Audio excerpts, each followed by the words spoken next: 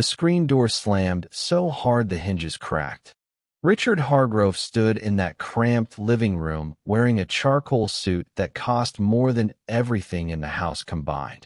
His Italian leather shoes didn't have a single scuff on them. He towered over a 71-year-old woman sitting at her kitchen table with her hands folded in her lap. Her name was Margaret Benson. Her hands were trembling. Richard Hargrove didn't knock. He never knocked. He walked into Margaret Benson's home like he already owned it. And in his mind, he did. He reached up and yanked a framed photograph right off the wall. The nail tore through the wallpaper. The photo showed a young soldier, square jaw, proud eyes, dress uniform. Richard looked at it for exactly 1 second, then dropped it into a black trash bag already half full of Margaret's belongings. He said, "Lady, nobody cares about your dead husband. Sign the paper, or I'll have the county condemn this place by Friday. Your choice." Margaret's lips pressed together. One tear slid down her cheek. She didn't wipe it. She reached for the pen. Now, before you judge Margaret for reaching for that pen, you need to understand what 8 months of grief can do to a person. Walter Benson died on a Tuesday in October. Pancreatic cancer. He was 73. He'd served in Korea, come home with a Bronze Star and a piece of shrapnel in his left knee that clicked when he walked. He worked 41 years at the same lumber mill. Never missed a day. Never filed a complaint. Retired with a handshake and a watch that stopped working 6 months later. That house on Prescott Lane wasn't worth much on paper. 1,200 square feet. 2 bedrooms. 1 bathroom with a slow drain. But Walter built that porch with his own hands in 1961. Margaret painted every room herself, twice. They raised 2 children inside those walls. Buried a third. That house wasn't a structure. It was 52 years of a marriage held together by loyalty and faith and pot roast every Sunday. After Walter died, the bills didn't stop. The property taxes came due. Medicare didn't cover everything.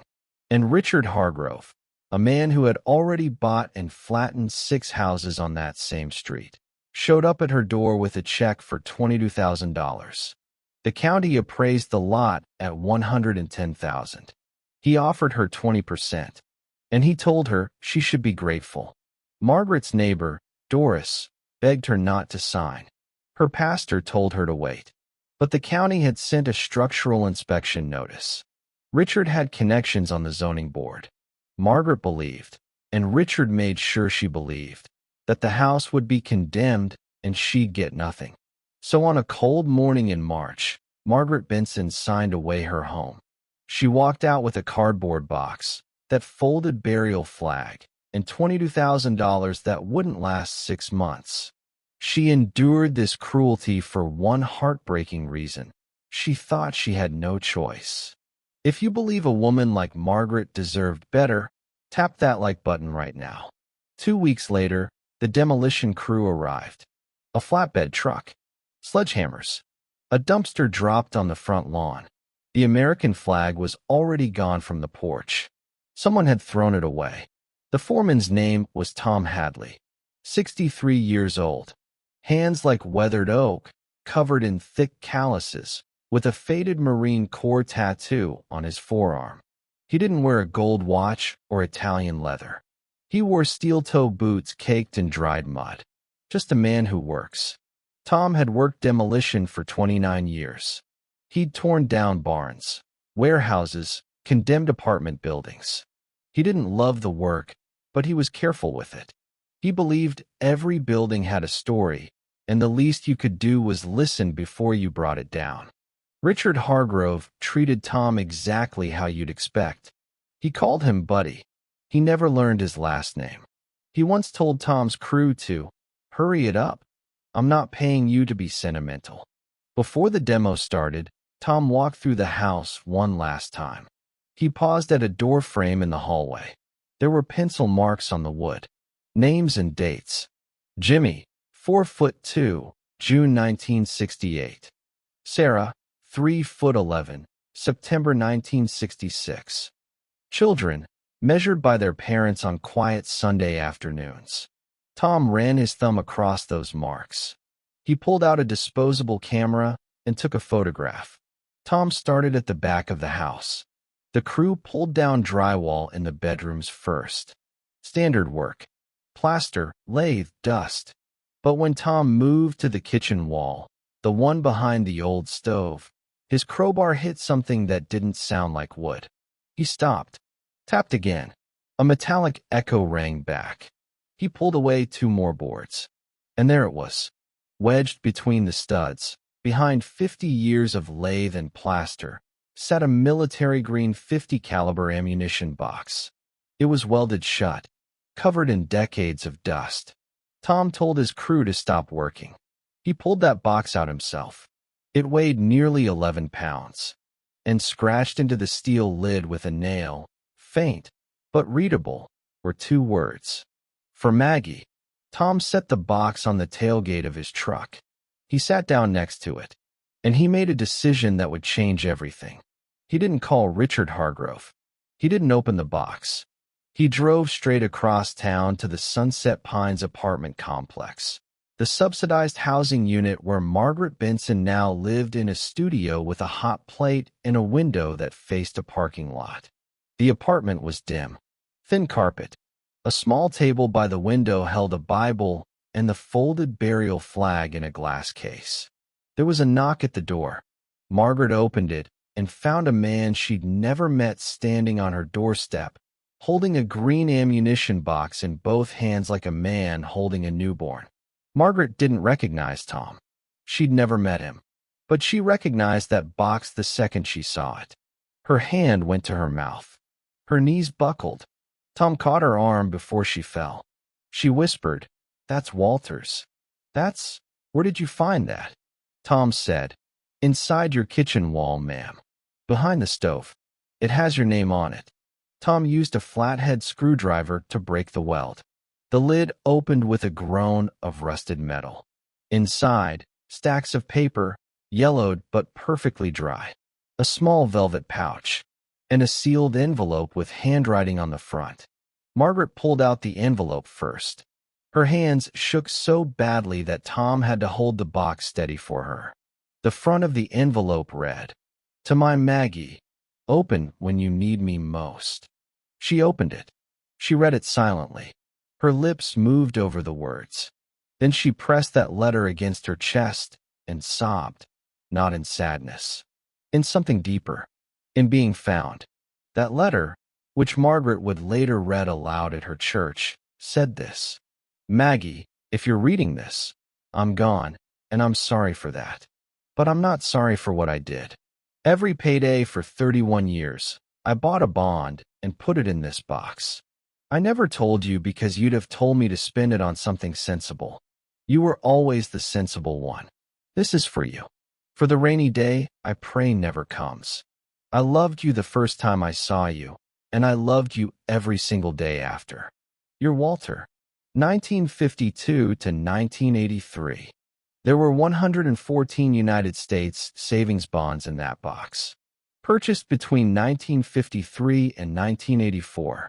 $50 denominations, $100 denominations, $200 denominations. Matured and accruing interest for decades. A local bank officer calculated the total value 2 days later, $443,000. Walter Benson, a lumber mill worker who never earned more than $42,000 a year, had quietly saved nearly $500,000, one paycheck at a time, one bond at a time, and hidden it inside the walls of the house he built with his own hands. But there was something else in the box. Underneath the bonds, wrapped in oilcloth, was a document, a deed, the original deed to the Prescott Lane property, dated November 12, 1947. And that deed didn't describe a single house lot. It described 12 acres. Now think about that. Margaret's little house sat on one side of Prescott Lane, and on the other side, stretching across a cleared field, stood the steel skeleton of Richard Hargrove's brand-new luxury condominium project. Cranes, cement trucks, a giant banner that read, Hargrove Estates, starting at $750,000. Walter Benson had purchased that land from a retiring dairy farmer 77 years ago. The original parcel had been subdivided on county maps over the decades, but the deed had never been legally transferred. The land Richard Hargrove broke ground on 3 months ago, the land he told his investors he owned free and clear, belonged to Margaret Benson. Every square foot of it. The look on Richard Hargrove's face when he found out. It changed from arrogance to something he had never felt before. Raw, paralyzing fear. Stay with me, because what happened next is something he will never forget. The County Planning Commission meeting was packed. Fluorescent lights buzzed overhead. Metal folding chairs scraped against linoleum. Richard Hargrove sat in the front row in a navy blue suit, his lawyer pressed close to his side. Margaret sat 3 rows back in a clean floral dress, Walter's ammunition box resting on her lap. And Tom Hadley leaned against the back wall with his arms crossed, quiet as a stone. Margaret had hired an attorney, a woman named Linda Reeves from the Veterans Legal Aid Society, who took the case without charging a dime. The title search took 4 days. The result was unambiguous. The original deed was valid. Walter Benson's purchase of the full 12-acre parcel was never contested, never voided, and never legally subdivided through proper channels. Richard Hargrove's development permits were based on a title chain that skipped an entire generation of ownership. His $6.2 million project was built on another woman's land. Richard's jaw tightened.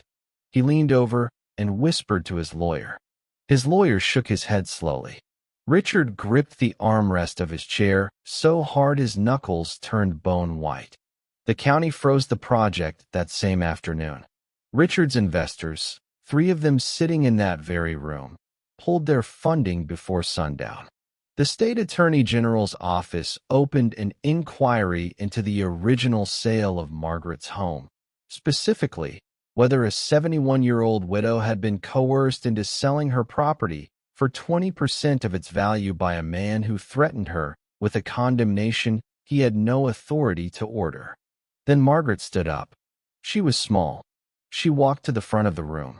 She opened the velvet pouch from Walter's box and took out a bronze star medal. She pinned it to her dress, right over her heart. She looked at Richard Hargrove. She didn't yell. She didn't curse. She spoke in the same quiet voice Walter would have used. She said, "My Walter always told me, take care of the land, and the land will take care of you." I believe he just did. The room went silent. Then, from the back row, one person clapped. Then another. Then the whole room. Richard Hargrove stared at the floor. He did not look up. Margaret got her money.